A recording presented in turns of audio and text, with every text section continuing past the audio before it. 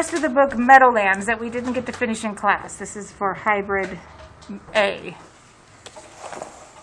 So we had read about how the Meadowlands had turned into basically a dump, a landfill. But even after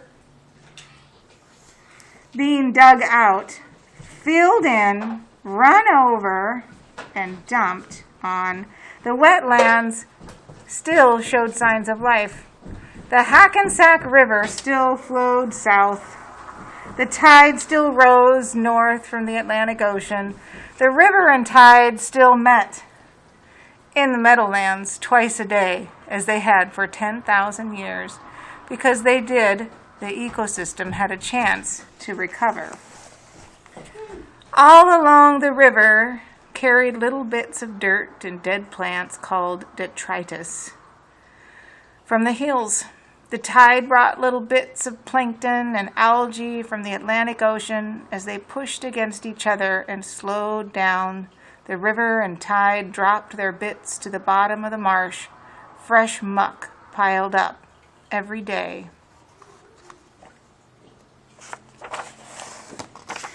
When chemical dumping stopped, the muck could slowly filter pollution out of the water and bury it under layers of new muck. Nutrients in the new muck could then feed seeds carried by the river, tide, and wind. The seeds grew into grasses and reeds, which also helped to filter chemicals from the water.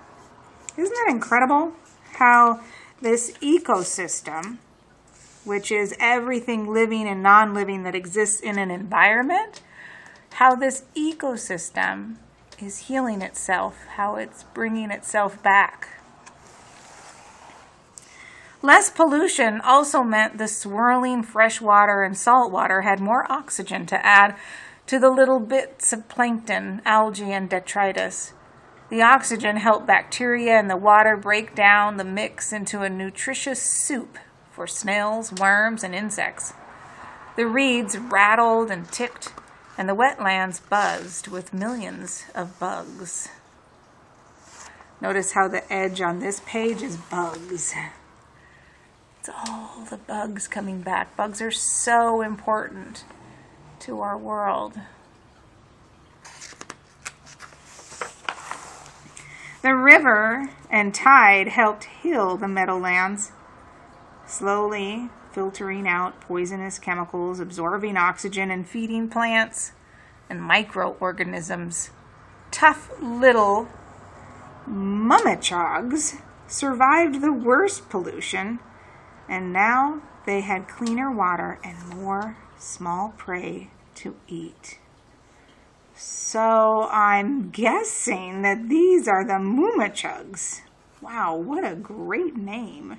And notice here is all the fish that are in that river. Isn't that cool? Look at all that life that's in there. Oh, here's a little hog choker that's called. Look at that little fish.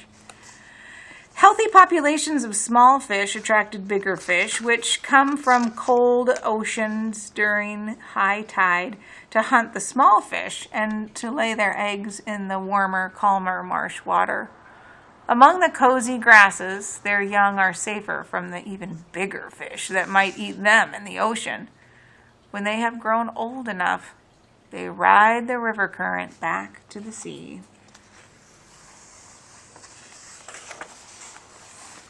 Oh, what are we going to learn about here?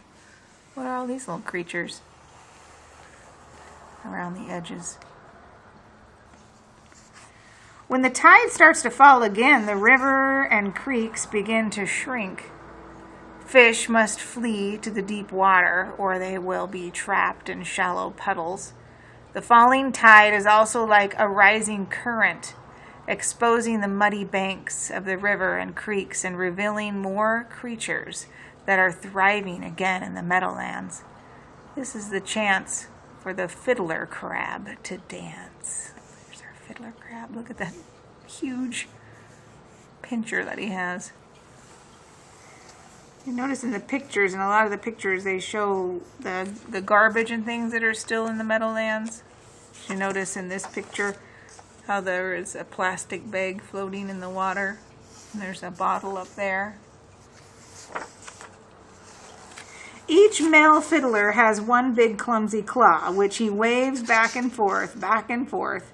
He taps his pointy feet so quietly on a female fiddler crab, only a female fiddler crab can hear. If she likes his performance, she will follow him home to his burrow in the mud. The water line flickers with rows of hundreds of yellow claws. These must be all the creatures that live there in the Meadowland. Snapping turtles.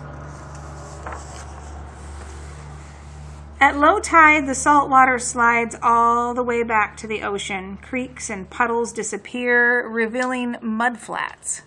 Black soil 10 feet deep, stretching as far as the eye can see. Worms, snails, and fish that didn't reach deeper water, have nowhere to hide. The table is spread for shorebirds to feast. Look at all these different shorebirds all around the edges here. Yellow legs, sandpipers, skip across the top of the mudflats. So these are sandpipers. They chase insects on long legs and wide feet, and they pick for worms, snails, and fish with their pointy beaks. They don't mind the trains and planes as long as the Meadowlands provide them with enough food.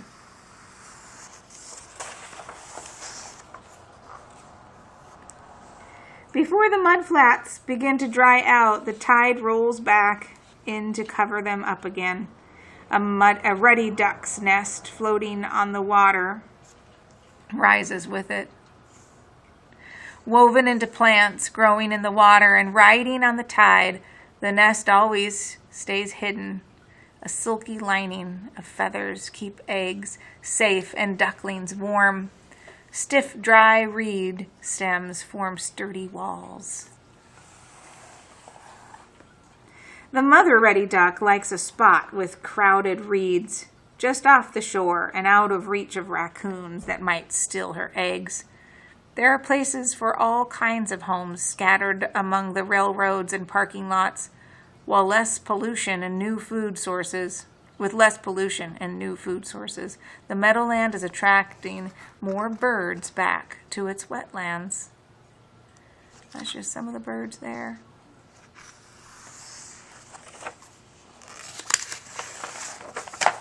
At high tide again, fish swim freely throughout the marsh. With larger fish now able to survive in the Meadowlands, the great blue heron and other birds of prey are spotting them from the sky. Birds migrating from Canada to the Caribbean islands can find enough food to sustain them during their 1,000-mile journey. Most birds of prey that lived here until the 1940s disappeared when pesticides weakened the shells of their eggs, and there were too few trees for building nests. They have now slowly returned thanks to the Meadowland's most powerful species, humans. So the author describes many ways that the ecosystem is recovering in the Meadowlands. Which one do you think is interesting, and why?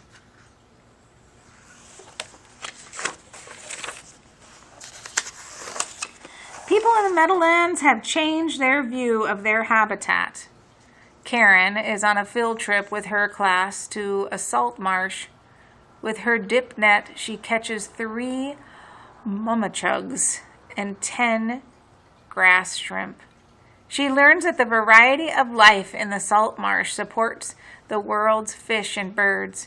She learns that marsh algae and plants clean water and add oxygen to the air for humans. She learns that marsh algae and plants clean water and add oxygen to the air for humans. Notice what's around the edge this time? All the little humans. Karen's teacher explains the other ways marshes help humans, like soaking up floodwater and keeping soil from washing away.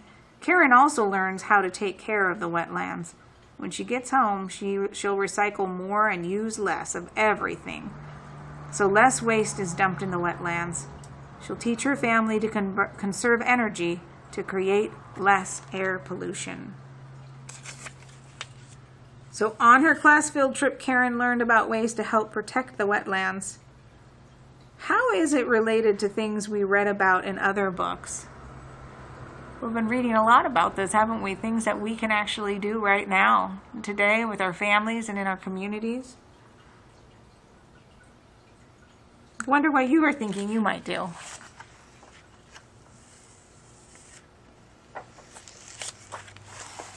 Karen is not alone in helping the Meadowlands. Activists raise awareness about pollution and development of the wetlands.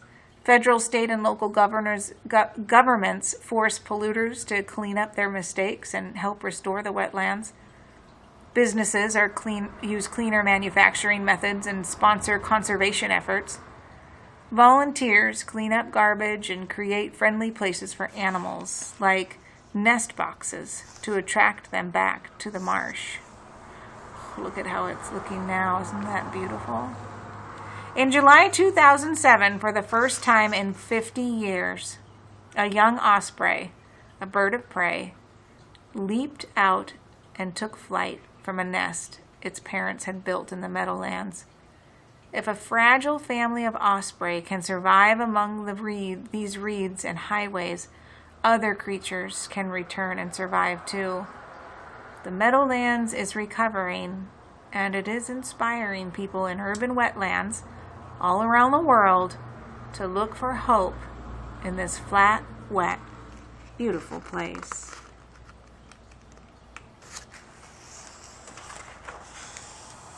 And if you're interested, you can pause it right here and read the author's note. What a great story. It's so amazing to hear about how our world can recover and how animals and our ecosystems can be resilient if we give them the chance to be. All right, I hope you enjoyed that. There's no questions for this one. I just wanted you to be able to finish this book, and I knew we wouldn't have time in our schedule. So, hope you enjoyed it, and I look forward to seeing you soon.